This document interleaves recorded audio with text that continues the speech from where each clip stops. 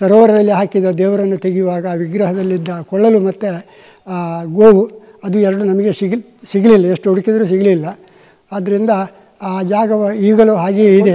ಅಲ್ಲಿ ಮೂರ್ತಿಯ ತಂದ ಜಾಗದಲ್ಲಿ ಈಗ ಪಾಣಿಪೀಠ ಮಾತ್ರ ಇದೆ, ಮೂರ್ತಿ ಇಲ್ಲಿದ್ದಾರೆ ಅಷ್ಟೇ. ಅಲ್ಲಿ ಆ ಕಬ್ಬಿನಾಲೆಯಿಂದ ಒಂದು 4 ಮನೆಯ ಒಂದು ಗುರ್ತಿನ ಮನೆ, ಅದು ಕಬ್ಬಿನಾಲೆ ಅಂತ ಹೆಸರಿದೆ. ಅಲ್ಲಿಂದ ಆ ದೇವರನ್ನು ತಗೊಂಡು ಬಂದು ಇಲ್ಲಿ ಪ್ರತಿಷ್ಠೆ ಮಾಡಿದ್ರು ಅಂತ ಹೇಳ್ತಾರೆ. ಆಮೇಲೆ ಗೋಪಾಲಕೃಷ್ಣಾಯ ನಮಃ.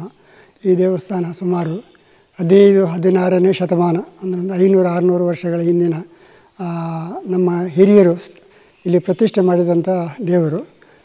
ಇದು ಸಾಧಾರಣ ಆವಾಗ ಈ ಊರಿನಲ್ಲಿ ಕಂಗಿನಾಯರು ಜಾಸ್ತಿ ಇದ್ದರು, ಕಂಗಿನಾಯರ ಮನೆತನ. ಕೊಲ್ಲೂರಿನ ಹೆಬ್ಬಾರರು ಇಲ್ಲಿ ಕೂಡಲಿ ಗಂಗಾಮೂಲಕ್ಕೆ ತೀರ್ಥ ಅಮಾವಾಸ್ಯೆ ಸ್ನಾನಕ್ಕೆ ಹೋದವರು ವಾಪಸ್ ಬರುವಾಗ ಕಂಗಿನಾಯರ ಮನೆಯಲ್ಲಿ ಉಳ್ಕೊಂಡು ಅವರಿಗೆ ಇಲ್ಲಿನ ಪ್ರಾಕೃತಿಕ ಸೌಂದರ್ಯ ಎಲ್ಲ ನೋಡಿ ಇಷ್ಟಪಟ್ಟು ಅವರು ಕಂಗಿನಾಯರನ್ನು ಕೊಲ್ಲೂರಿಗೆ ಕರ್ಕೊಂಡೋಗಿ ಅಲ್ಲಿಂದ ಅವರು ಇಬ್ಬರು ಒಟ್ಟಿಗೆ ಗೋಪಾಲಕೃಷ್ಣ ದೇವರು, ಅಲ್ಲಿನ ಗೋಪಾಲಕೃಷ್ಣ ದೇವರನ್ನು ಇಲ್ಲಿ ತಂದರು, ಹಿಡ್ಕೊಂಡು ಬಂದರು. ರಾತ್ರಿ ಬೆಳಗಾಗುವಾಗ ಇಲ್ಲಿ ಅವರಿಗೆ ಸ್ವಲ್ಪ ಹೆದರಿಕೆಯಾಗಿ ಇಲ್ಲಿ ಸರೋವರದಲ್ಲಿ ಹಾಕಿದರು, ಕೆರೆಯಲ್ಲಿ. ಆ ಕೆರೆಯಲ್ಲಿ ಹಾಕಿ ಮತ್ತು ಮುಂದೆ ಊರಿನವರೆಲ್ಲ ಒಟ್ಟು ಸೇರಿ ಸೋದೆ ಆವಾಗಿನ ವಾದಿರಾಜ ತೀರ್ಥ ಸ್ವಾಮೀಜಿಯವರನ್ನು ಭೇಟಿ ಮಾಡಿ ಇಲ್ಲಿ ಪ್ರತಿಷ್ಠಾಪಿಸಬೇಕು ಅಂತ ಅವರ ಹತ್ರ ಕೇಳಿ ಅವರ ಮಾರ್ಗದರ್ಶನದಂತೆ ಇಲ್ಲಿ ಈ ಜಾಗದಲ್ಲಿ ಶ್ರೀ ಗೋಪಾಲಕೃಷ್ಣ ದೇವರನ್ನು ಪ್ರತಿಷ್ಠೆ ಮಾಡಿಸಿದೆವು. ಆದರೆ ಆವಾಗ ನಮಗೆ ಆ ಸರೋವರದಲ್ಲಿ ಹಾಕಿದ ದೇವರನ್ನು ತೆಗೆಯುವಾಗ ಆ ವಿಗ್ರಹದಲ್ಲಿದ್ದ ಕೊಳ್ಳಲು ಮತ್ತು ಗೋವು ಅದು ಎರಡು ನಮಗೆ ಸಿಗಲಿಲ್ಲ, ಎಷ್ಟು ಹುಡುಕಿದರೂ ಸಿಗಲಿಲ್ಲ. ಆದ್ದರಿಂದ ಆ ಜಾಗ ಈಗಲೂ ಹಾಗೆಯೇ ಇದೆ, ಆ ಕೆರೆಯಲ್ಲಿ ಇದೆ ಅಂತ ಒಂದು ಪ್ರತೀತಿ ಇದೆ. ಅಲ್ಲಿ ಏನಾದರೂ ತೊಂದರೆ ಆದ ಮೈಲಿಗೆಲ್ಲ ಆದರೆ ಅಲ್ಲಿ ಸರ್ಪ ನಾಗದೇವರು ಬಂದು ಅಲ್ಲಿ ತೊಂದರೆ ಆದಾಗ ಅವರು ಇಲ್ಲಿಂದ ಪ್ರಸಾದ ಹಿಡ್ಕೊಂಡು ಹೋಗಿ ಹಾಕಿ ತೀರ್ಥ ಹಿಡ್ಕೊಂಡು ಹಾಕಿ ಅವರು ಅದರಿಂದ ಕ್ಷೇಮ ಹೊಂದ್ತಾರೆ. ಆ ಜಾಗ ಕೆರೆ ಇರುವ ಜಾಗಕ್ಕೆ ಕೊಳ್ಳಲ ಬಯಲು ಅಂತ ಇದೆ, ಆ ಜಾಗಕ್ಕೆ ಹೆಸರಿದೆ. ಅಲ್ಲಿ ಈಗಲೂ ಗಿರಿಜನರು ಅಲ್ಲಿ ವಾಸ ಮಾಡ್ತಾ ಇದ್ದಾರೆ. ಅದೇನಾದರೂ ಆ ಕೆರೆಯಲ್ಲಿ ಆ ಗೋವು ಮತ್ತು ಕೊಳ್ಳಲು ಇದೆ ಅಂತ ನಮಗೆ ಮುಂಚಿನವರು ಹೇಳ್ತಿದ್ರು, ನಮಗೂ ಅದು ಗೊತ್ತಾಗ್ತದೆ. ಅಲ್ಲಿ ಏನಾದರೂ ಮೈಲಿಗೆ ಆದ ಕೂಡಲೇ ಅವರು ಕೂಡಲೇ ಇಲ್ಲಿ ಬಂದು ದೇವರ ತೀರ್ಥ ಹಿಡ್ಕೊಂಡೋಗಿ ಹಾಕ್ತಾರೆ, ಆಗ ಅವರಿಗೆ ಕ್ಷೇಮ ಸಿಗ್ತದೆ. ಅದರಿಂದ ಇರ್ಬೋದು ಅಂತ ಅದನ್ನು ಹುಡುಕ್ಲಿಕ್ಕೆ ಹೋದರೆ ನಮಗೆ ಹುಡುಕ್ಲಿಕ್ಕೆ ಪ್ರಯತ್ನ ಮಾಡಿದರು, ಅಲ್ಲಿ ನಾಗದೇವರು ಬಿಡಲಿಲ್ಲ, ಬರೋದು ಬೇಡ ಅಂತ ಹೇಳಿದ್ದಾರೆ. ಅದರಿಂದ ಆಮೇಲೆ ಅದಕ್ಕೆ ಹೋಗಲಿಲ್ಲ ಆ ವಿಷಯಕ್ಕೆ. ಅಲ್ಲಿ ಮೂರ್ತಿಯ ತಂದ ಜಾಗದಲ್ಲಿ ಈಗ ಪಾಣಿಪೀಠ ಮಾತ್ರ ಇದೆ, ಮೂರ್ತಿ ಇಲ್ಲಿದ್ದಾರೆ ಅಷ್ಟೇ. ಅಲ್ಲಿ ಕುರುಹು ಇದೆ, ಕಬ್ಬಿನಾಲೆ, ಕೊಲ್ಲೂರು ಕಬ್ಬಿನಾಲೆ ಅಂತ. ಅಲ್ಲೊಂದು 4 ಮನೆಗೆ ಒಂದು ಕಬ್ಬಿನಾಲೆ ಅಂತ ಹೆಸರಿದೆ. ಇಲ್ಲಿ ಇಡೀ ಗ್ರಾಮಕ್ಕೆ ಕಬ್ಬಿನಾಲೆ ಗ್ರಾಮ ಅಂತ ಇದೆ ಹೆಸರು. ಸಂಬಂಧ ಇದೆ. ಇಲ್ಲಿನ ಹೆಬ್ಬಾರಪುರ ಕೊಲ್ಲೂರಿನಿಂದ ಬಂದವರು, ಆದ್ದರಿಂದ ಅವರಿಗೂ ಅಲ್ಲಿ ಹೋಗಿ ಬರ್ತಾ ಇರ್ತಾರೆ, ಅವರಿಗೆ ಸಂಬಂಧ ಇದೆ. ಅಂದರೆ ಕೊಲ್ಲೂರಲ್ಲೂ ಒಂದು ಕಬ್ಬಿನಾಲೆ ಇದೆ. ಹೌದು, ಕಬ್ಬಿನಾಲೆ ಇದೆ. ಅಲ್ಲಿ ಆ ಕಬ್ಬಿನಾಲೆಯಿಂದ ಒಂದು 4 ಮನೆಯ ಒಂದು ಗುರ್ತಿನ ಮನೆ, ಅದು ಕಬ್ಬಿನಾಲೆ ಅಂತ ಹೆಸರಿದೆ. ಅಲ್ಲಿಂದ ಆ ದೇವರನ್ನು ತಗೊಂಡು ಬಂದು ಇಲ್ಲಿ ಪ್ರತಿಷ್ಠೆ ಮಾಡಿದ್ರು ಅಂತ ಹೇಳ್ತಾರೆ. ಅಲ್ಲ, ಇಲ್ಲಿ ಜಾಸ್ತಿ ಕಬ್ಬು ಬೆಳೀತಾ ಇದ್ದರಿಂದ ಕಬ್ಬಿನಾಲೆ. ಪ್ರತಿ ಮನೆಯಲ್ಲೂ ಆಲೆ ಇತ್ತು, ಕಬ್ಬು ಇತ್ತು, ಎಲ್ಲ ಕಬ್ಬು ಬೆಳೀತಾ ಇದ್ರು. ಆಮೇಲೆ ಹಂದಿ ನರಿ ಎಲ್ಲ ಜಾಸ್ತಿ ಆದ ಕೂಡ ಅದನ್ನಲ್ಲಿ ಬಿಟ್ಟರು, ಅಡಿಕೆ ತೋಟ ಮಾಡಲಿಕ್ಕೆ ಶುರು ಮಾಡಿದ್ರು ಅಷ್ಟೇ. ಆ ಕಬ್ಬೆ ಬೆಳೆದ್ರಿಂದ ಕಬ್ಬಿನಾಲೆ ಬಂದಿದೆ ಅಂತ ಹೇಳ್ತಾರೆ. ಹೌದು, ಇದು ಕಬ್ಬಿನಾಲೆ ಗ್ರಾಮ, ಅದೊಂದು ಮನೆಯ ಹೆಸರು ಅಷ್ಟೇ. ಮನೆಯ ಹೆಸರು, 4 ಮನೆಯ ಒಂದು ಹೆಸರು ಕಬ್ಬಿನಾಲೆ ಅಂತ. ಅಲ್ಲಿಗೆ ಪಾಳು ಬಿಡ್ಕೊಂಡಿದೆ ಅಂತ ಮನೆಯೆಲ್ಲ.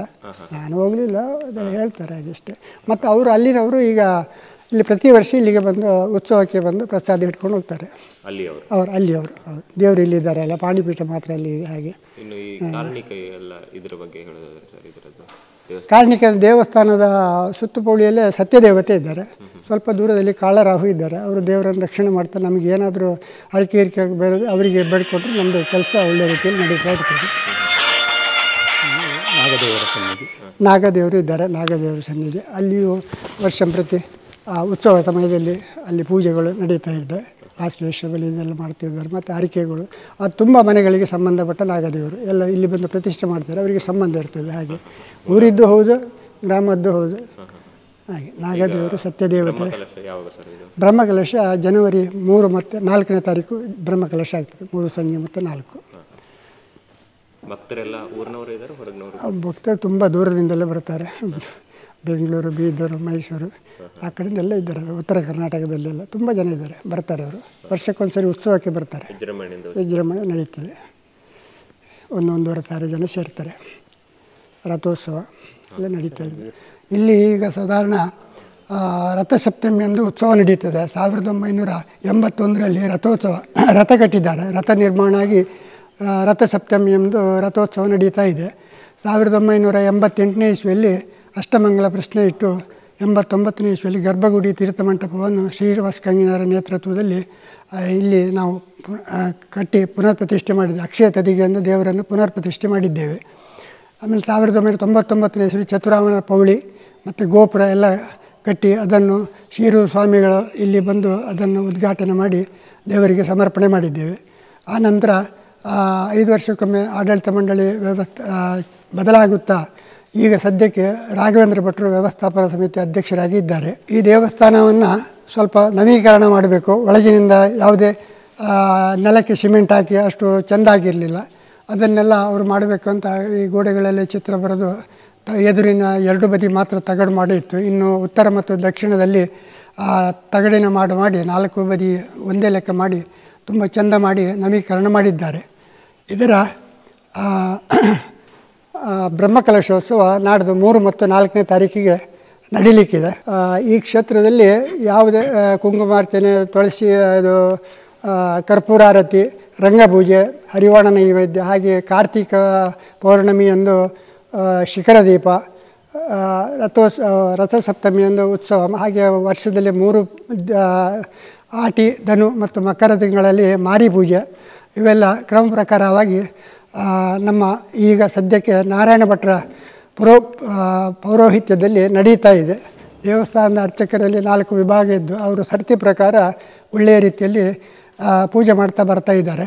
ಮತ್ತು ಊರಿನವರಿಗೆ ಇಲ್ಲಿ ಒಳ್ಳೆಯ ರೀತಿಯಲ್ಲಿ ಕೆಲಸ ನಡೆದುಕೊಳ್ಳಿ ಊರಿಗೆ ಕ್ಷೇಮ, ಎಲ್ಲರಿಗೂ ಸುಭಿಕ್ಷೆ ಆಗ್ತಾ ಇದೆ. ಅಂತೂ ದೇವರ ಮೇಲೆ ಎಲ್ಲರಿಗೂ ತುಂಬ ಪ್ರೀತಿ, ವಿಶ್ವಾಸ, ಭಕ್ತಿ ಇದೆ.